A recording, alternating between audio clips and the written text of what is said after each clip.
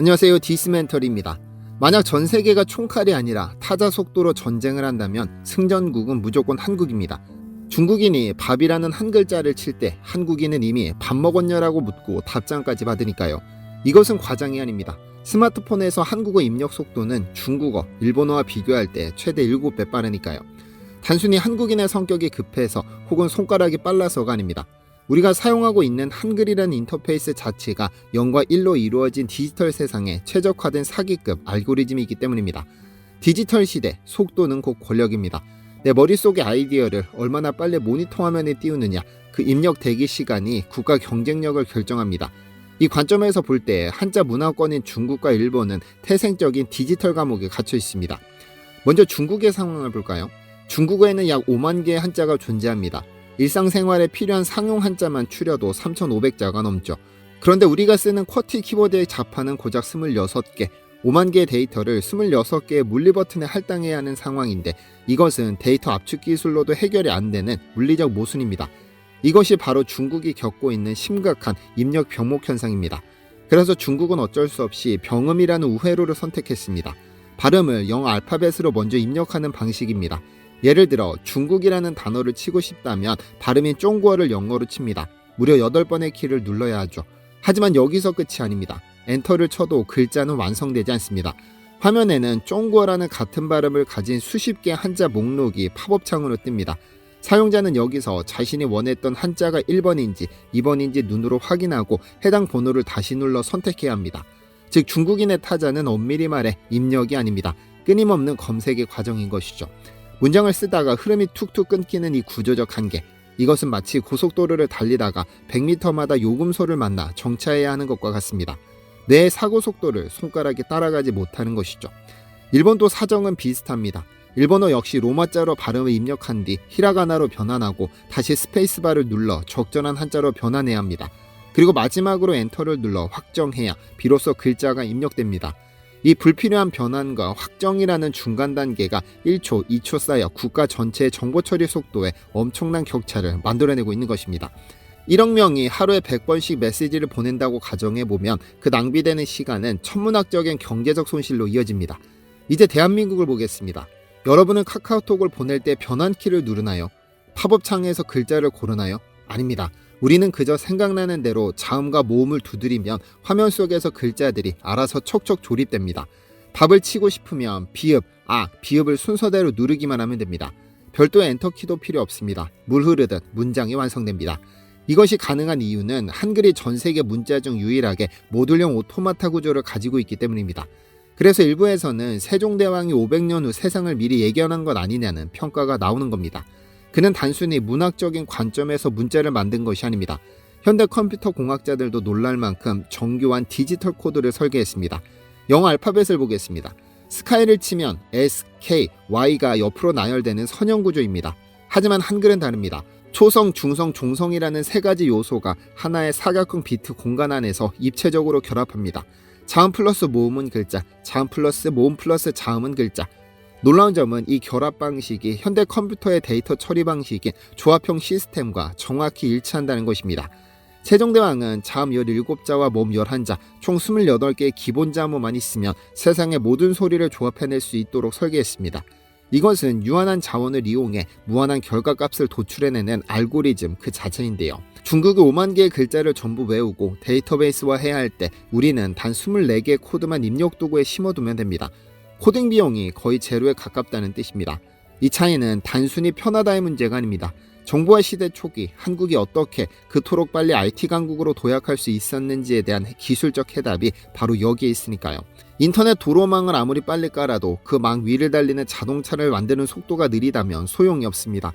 1990년대 PC통신 시절부터 한국인들은 엄청난 속도로 정보를 퍼날랐습니다.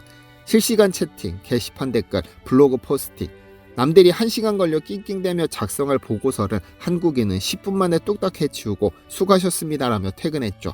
챗 GPT급의 압도적인 생산성의 차이, 이것이 지난 30년간 자원 하나 없는 대한민국이 글로벌 IT 시장을 선도할 수 있었던 숨은 엔진이었습니다. 하지만 이 속도의 기적은 PC 시대를 넘어 모바일 시대에 접어들며 더욱 극적인 혁신을 맞이하게 됩니다. 주머니 속의 작은 컴퓨터, 스마트폰이 등장하자 한글의 모듈형 구조는 그야말로 빛을 발하기 시작했으니까요. 이 속도의 기적은 스마트폰 이전, 피처폰 시절부터 이미 예견된 승리였습니다. 천진 키보드를 기억하실 텐데요. 화면 터치가 불가능했던 시절 우리는 단 10개의 숫자 키패드로 모든 문자를 입력해야 했습니다. 이때 세종대왕이 심어놓은 코드가 결정적인 위력을 발휘합니다. 바로 천진 단 3개의 버튼으로 모든 모음을 만들어내는 기적입니다. 일본인들이 아행에서 오행으로 넘어가기 위해 버튼을 5번씩 연타하고 있을 때 한국인은 단 2번의 클릭으로 모음을 완성했습니다. 이것은 단순한 편의성이 아닙니다. 모바일 기기의 제약 조건인 작은 화면과 부족한 버튼이라는 하드웨어의 한계를 소프트웨어의 효율성으로 완파해버린 사건입니다. 당시 삼성과 LG가 휴대폰 시장을 석권할 수 있었던 배경에는 기계가 좋았던 것도 있지만 한국인들의 이 무시무시한 문자 입력 속도가 만들어낸 폭발적인 문자 메시지 사용량이 거대한 내수 시장을 뒷받침해 주었기 때문입니다. 어떤 분들은 이제 타자치는 시대는 가지 않았냐, 이제 음성인식의 시대라며 반문하기도 합니다. 그런데 놀랍게도 인공지능과 음성인식 시대에 한글의 가치는 타자칠 때보다 더 빛을 발합니다. 오히려 AI 개발자들이 한글을 보며 이건 사기다라고 혀를 내두를 정도죠. 이유는 한글이 전 세계에서 유일한 자질문자이기 때문입니다. 자질문자란 글자의 모양 자체가 소리내는 발음기관의 모양을 본떠 만들어졌다는 뜻입니다. 즉 글자 자체가 발음의 설계도입니다. 영어는 불규칙의 지옥입니다. A라는 글자가 상황에 따라 아, 에, A로 제각각 소리납니다.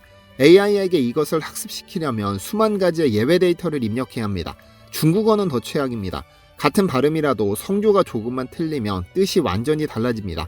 시끄러운 야외에서 AI가 중국어 음성을 정확히 인식하는 것 기술적으로 매우 난이도가 높은 작업입니다.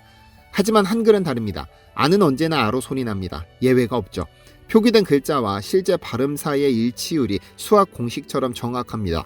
이 때문에 구글이나 애플의 음성인식 엔진이 한국어 데이터를 학습할 때 타 언어 대비 오류율이 현저히 낮고 처리 속도가 빠릅니다.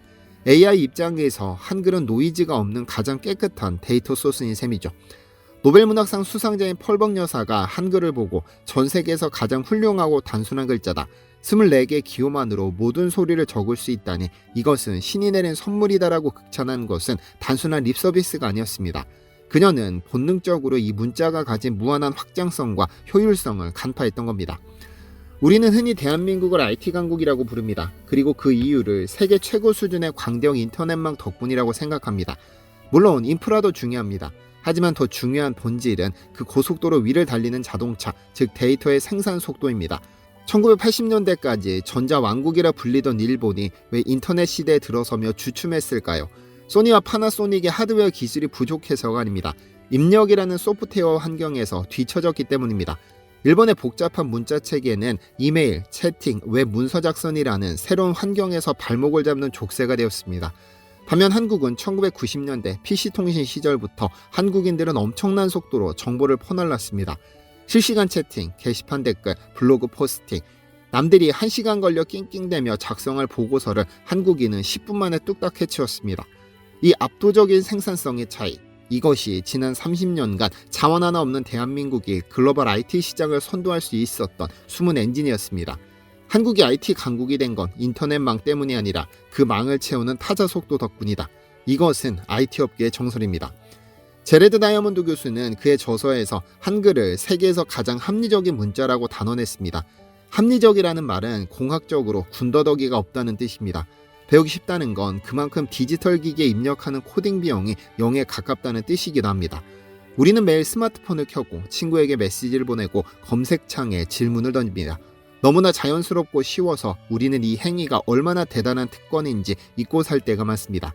하지만 지금 이 순간에도 바로 옆나라 친구들이 수만 개의 한자 중에서 원하는 글자를 찾느라 화면을 뚫어져라 응시하고 있을 때 우리는 생각하는 속도 그대로 손가락을 움직여 세상과 소통합니다.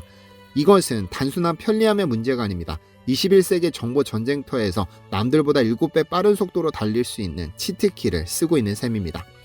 세종대왕은 1446년 백성을 가엾게 여겨 글자를 만들었습니다. 하지만 그분의 깊은 뜻은 500년의 시간을 뛰어넘어 오늘날 우리를 세계에서 가장 스마트하고 빠른 민족으로 만들어주었습니다. 우리는 매일 세종대왕이 깔아놓은 고속도로 위를 질주하고 있습니다. 한글은 단순한 문화유산이 아닙니다. 정보화 시대를 살아가는 우리에게 주어진 가장 강력한 생존도구이자 미래를 선점할 수 있는 경쟁력 그 자체입니다. 이상 팩트로 기술을 읽는 디시멘터리였습니다. 시청해주셔서 감사합니다. 디시멘터리에서는 여러분의 제보를 기다립니다. 제 채널에서 다뤘으면 하는 뉴스 또는 널리 알려졌으면 하는 영상은 디시멘터리 네이버.com으로 제보해 주시면 소중히 제작하겠습니다.